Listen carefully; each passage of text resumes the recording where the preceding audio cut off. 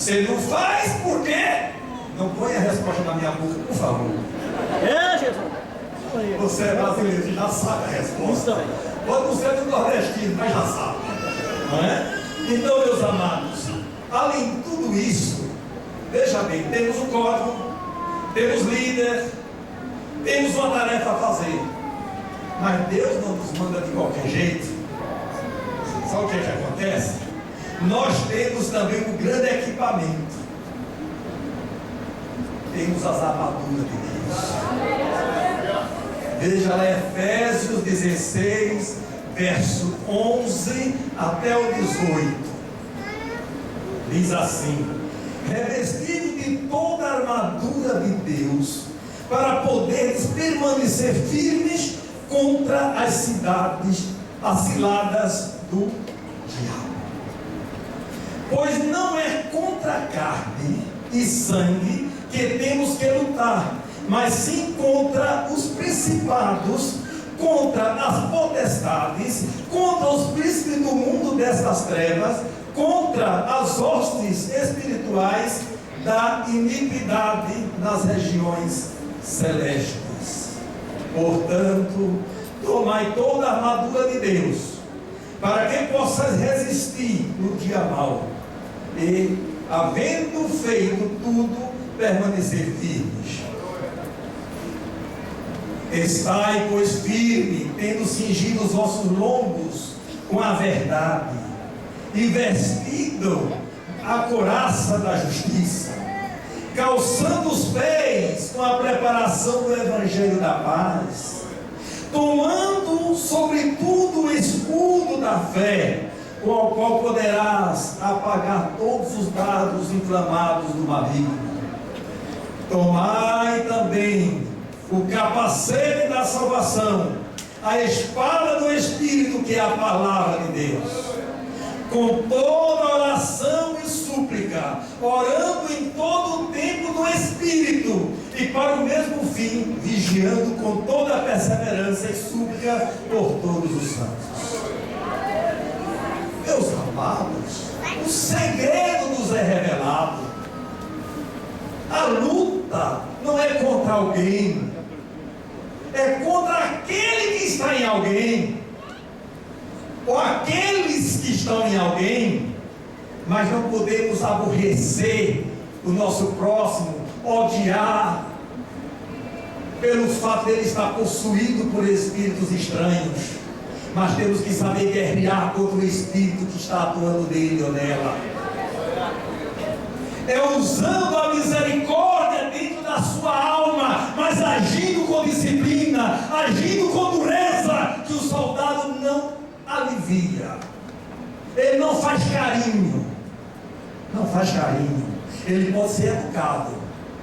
O soldado japonês é muito educado. Muito educado. Mas não significa que você está livre da disciplina. Que você está livre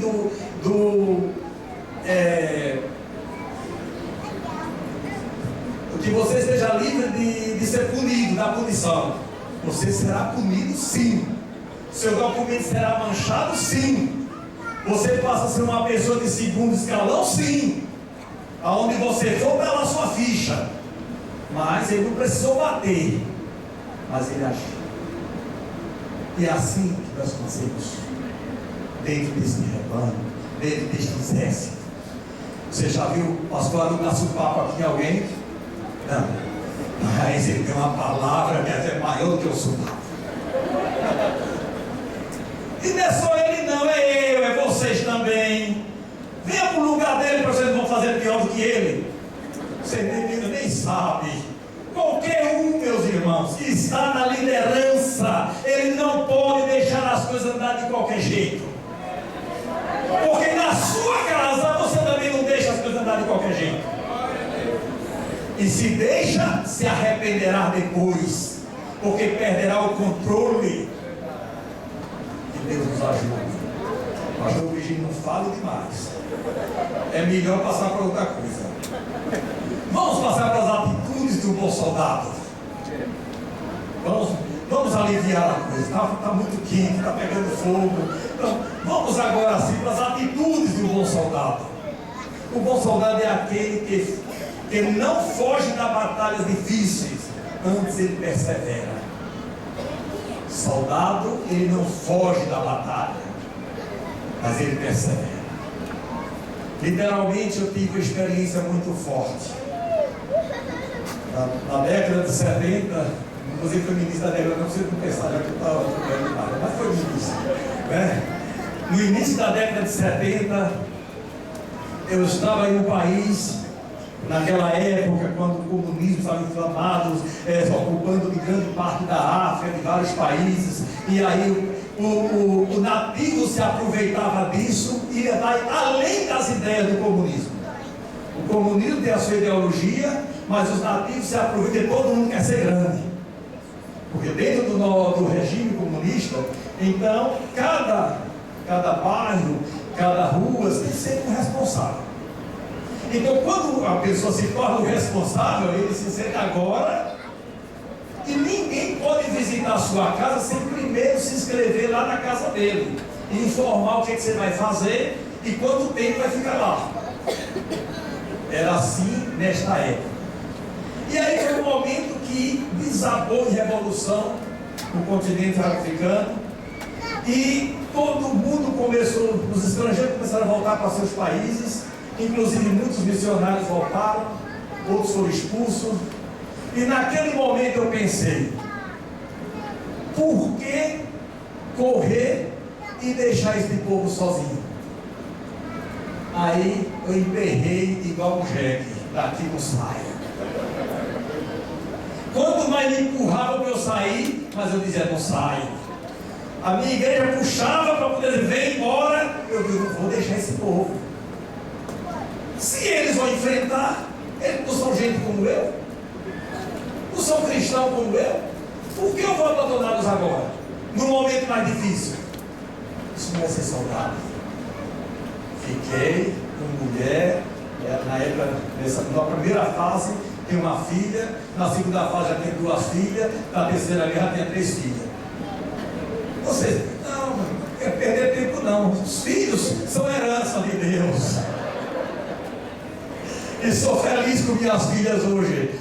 Tenho 3 filhas, já tenho 3 netas, não é? E 3 intrusos que são os pais delas, que são meus filhos.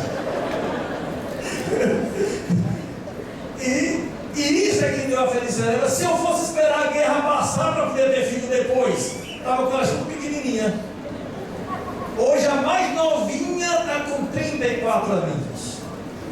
A caçulinha, 34 aninhos, pela graça de Deus. A mais velha é 40. Né?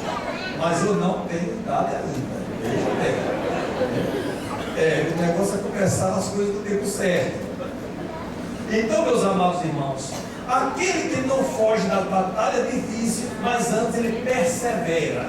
Essa é a atitude de um bom soldado. Mas eu estou dando um exemplo literal de uma guerra civil e militar do país, e com intervenção dos países, etc., o país sendo bombardeado. Mas no momento da guerra, eu confesso a vocês, não faz medo. O medo vem depois que a guerra passou. E muitas vezes na nossa vida cristã, quando nós somos aquele soldado preparado, na hora da guerra você não vai ter medo nenhum. Você não vê um crente com medo de enfrentar a luta.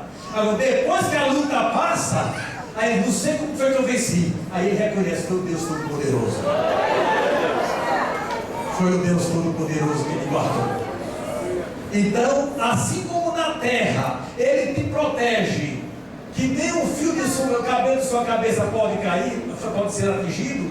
Por exemplo, eu vivi durante quase 10 anos em situações assim, trabalhei muito com pessoas mutiladas, gastava naquelas fraldas todas das minhas filhas, que era fralda de tecido, fazendo ataduras, tudo isso aconteceu, mas eu não fui atingido pela graça de Deus. Eu não posso dizer que o fio do cabelo não caiu, mas caiu em Aracaju. Viu? Foi outra guerra. Aí hoje me perguntam da minha igreja, mas pastor, o senhor é meio doido mesmo, eu digo, todo. E eu prefiro hoje, estou trabalhando nos países muçulmanos. É muito melhor do que o comunismo. Sabe por quê? Na época do comunismo fervendo, eles gostavam de fazer o quê? De martirizar. De fazer sofrer. De torturar. Essa era uma coisa que eles faziam escondidinho. Parecia que tudo estava bem. Eu vi pessoas serem colocadas de cabeça para baixo sangrando. Torturas terríveis. Mas o muçulmano não. Ele vem logo com o homem-bomba e puf, matar logo tudo de vez. Você não vai sentir nem dor. Já morre logo. Entendeu? A diferença é essa. Você não vai estar sofrendo, arrancando unha de pouquinho em pouquinho. Mas isso não acontece. No país muçulmano, ou você morre ou você morre. Acabou. Então, sempre que eu saio de casa, minha família sabe, a igreja sabe. Eu sei que vou. Se volta, eu não sei. Mas minha filha se acostumaram com isso desde pequenininha. Eu sempre voltei. Um dia eu posso ficar. Amanhã eu conto alguma experiência para vocês. Hoje não. Quem quiser saber, vem amanhã. Se o pastor me der a oportunidade, ele prometeu, né? Não sei se nós se arrepender. Então, se eu quiser, eu falo amanhã alguma coisa sobre a missão. Mas hoje eu quero me ater, eu quero terminar, que aquele que não foi das batalhas difíceis, mas ele persevera, esse é a atitude de um bom soldado. E eu lhe pergunto, qual a sua atitude?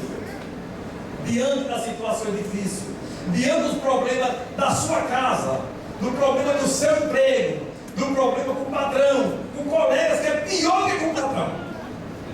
Gente, problema com o colega de trabalho é pior.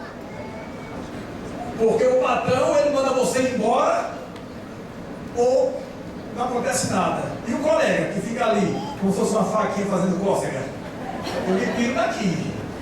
Eu lhe tiro daqui. Você vai ver. Você aqui não fica. É muito pior. Não é verdade? E você, como é que tem agido nessa situação? Você é perseverante? Ou você começa tudo e já quer abandonar o trabalho só por causa da primeira cócegazinha que lhe fizeram? Não chega lá nenhum. Antes de ser promovido, você já está correndo. Então você não terá, não é candidato a grande sucesso. Estou falando com você não, estou falando comigo mesmo. Vejamos o que está escrito lá em Josué 14, verso 8. Meus irmãos que subiram comigo fizeram derreter o coração do povo, mas eu perseverei em seguir ao Senhor meu Deus. Então, veja a perseverança. Irmãos, a atitude do bom soldado é aquele que não perde o foco da sua missão, da sua tarefa, do seu trabalho. 1 Coríntios 9:25 está, aliás, desculpa. 2 Timóteo, no mesmo capítulo 2 e verso 9 está escrito, está mostrando lá, pelo qual sofro a ponto de ser preso como malfeitor, mas a palavra de Deus não está presa. Ele não perde o seu foco, não perde o seu objetivo. Então não perca o seu objetivo na casa de Deus. Porque o irmão olhou para você feio, porque o irmão está dizendo que você não é um bom professor, porque o irmão riu do seu testemunho, porque o irmão criticou sua mensagem, você já está querendo que a gente vai procurar outra igreja lá do outro lado da rua. Meu irmão, minha irmã, faça o que quiserem por você, mas a palavra, ela permanece livre. Aleluia! Paulo escrevendo aos Coríntios 9:25 e 26, diz assim: todo aquele que luta, exerce domínio próprio em todas as coisas.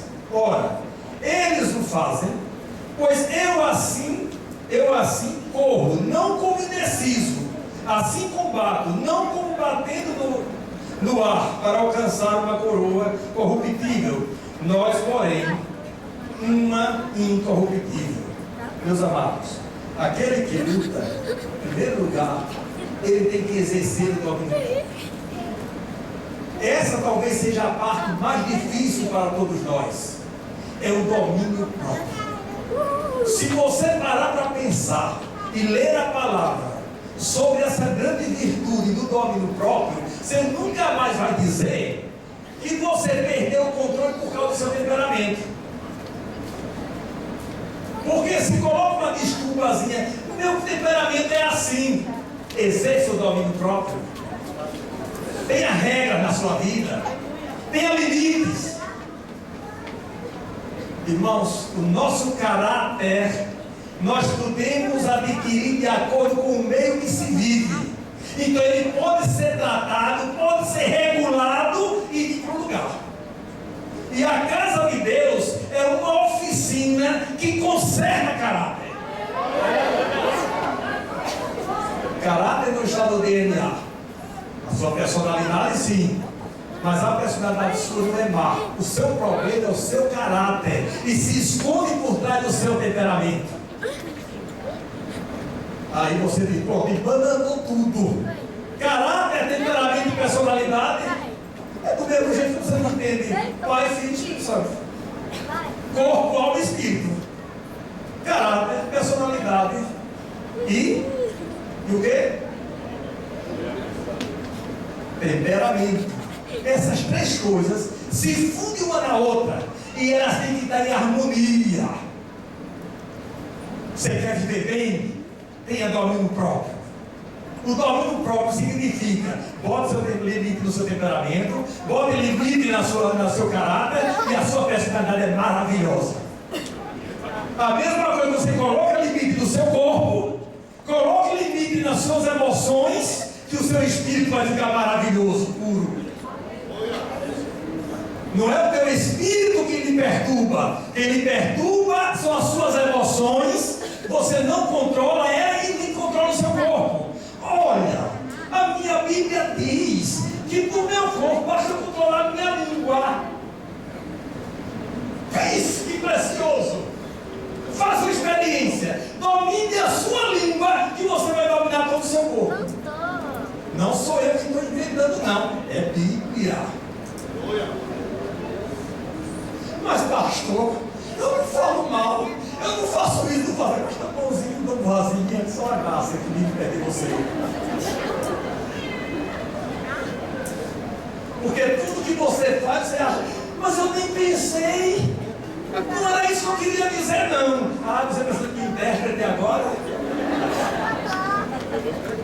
Aí a mulher fala porque diz, aí o marido diz, olha, mas não é bem isso que ela está querendo dizer, não. É porque ela é assim, mas ela quer dizer isso e isso.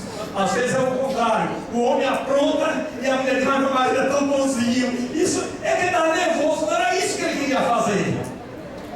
Era isso mesmo que ele queria, porque ele não domina a língua. É só isso aqui. Se domina esse, você vai dominar o restante. Viu? Porque, irmãos, para dominar a língua significa que você tem que estar com a mente dominada, com a mente limitada, com a mente com autocontrole. Se ela leva o seu autocontrole, significa que você tem que controlar a sua língua. E se você conseguir dominar essa tal dessa língua, você vai ver que você domina o resto. Até o que lhe parece mais difícil. Mas faça a experiência e veja se você consegue dominar essa língua. Deus nos ajude, a mim e a vocês. Irmãos, o soldado, as atitudes de um bom soldado, é aquele que tem condições psicológicas e físicas de realizar a sua tarefa, a sua missão. Em 1 Coríntios 9, 25, Paulo diz, e todo aquele que luta exerce domínio próprio em todas as coisas. O irmão já pensou, um soldado que não tem domínio próprio? É aquele que sai batendo a ponta direita, matando, já vai, levanta a mão, não viu nada. Já está mandando a pessoa levantar a mão, está com a arma, para mostrar que ele é um grande soldado.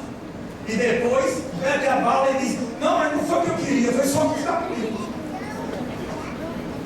Não tem domínio, não dominou o dedinho lá na arma. Meus amados irmãos, o bom soldado é aquele que entende a realidade da batalha, ele vai enfrentar. Paulo, estou terminando. Paulo, falando a Timóteo, ainda nesse capítulo 2, 2 Timóteo, no verso 3, ele diz assim: sofre, pois, comigo as aflições, como um bom soldado de Jesus Cristo. Foi o apelo que ele fez. Ele não pediu que chamasse ele de coitadinho. Ele não pediu que viesse guerrear para poder proteger ele. Mas ele disse: sofra comigo as aflições como um bom soldado. Soldado é aquele que sabe sofrer, não é que corre na batalha. Não é aquele que se deixa apanhar. Não. É aquele que sabe sofrer as consequências, mas permanece até vencer a batalha.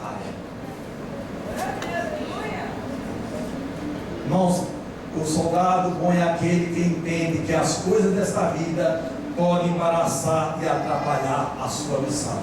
Então não deixe que as coisas da vida atrapalhem sua missão na terra.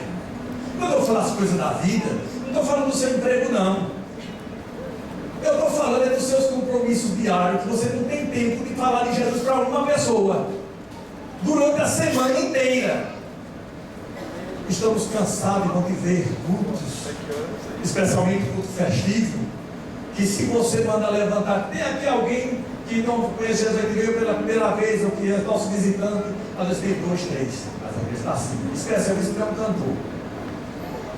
Ninguém convida os corros para poder ver para ouvir um cantor, e quanto menos um grande pregador. Então, convida para quê? Quando essa pessoa vai cantar ou vai pregar. Se ela tem alguma coisa importante na igreja, aí ela convida porque ela para ser vista.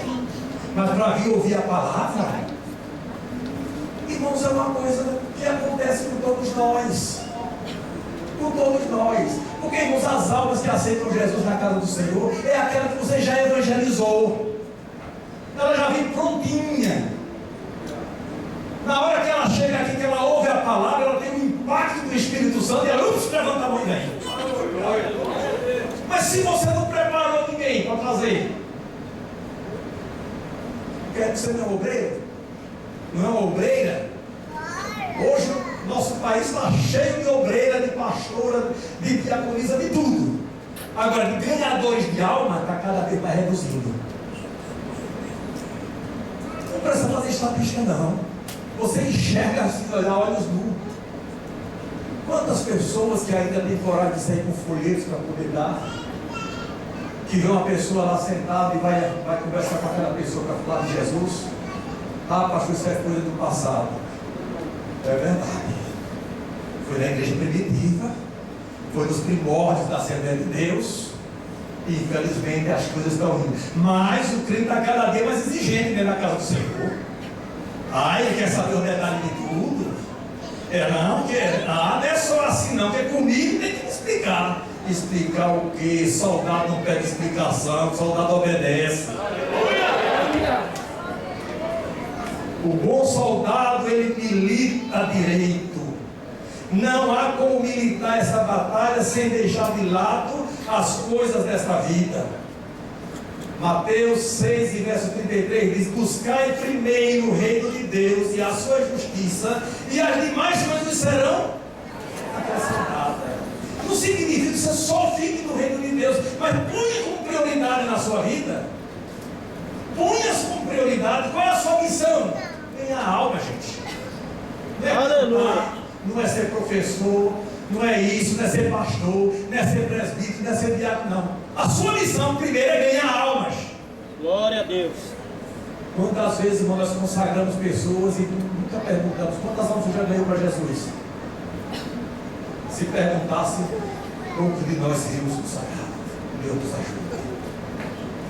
Irmãos, hoje muitos estão buscando outras coisas, deixando Deus e seu reino para depois. O objetivo de vida do soldado de Cristo é agradar quem o alistou, ou seja, o próprio Jesus. A qual forças armadas você serve? Você é da Marinha, é do Exército, é da Aeronáutica ou você é da Polícia? Então, sirva ao comando da sua tropa. E quem é o comando dessa tropa? Jesus. Então, observe as regras que você tem dada por Ele.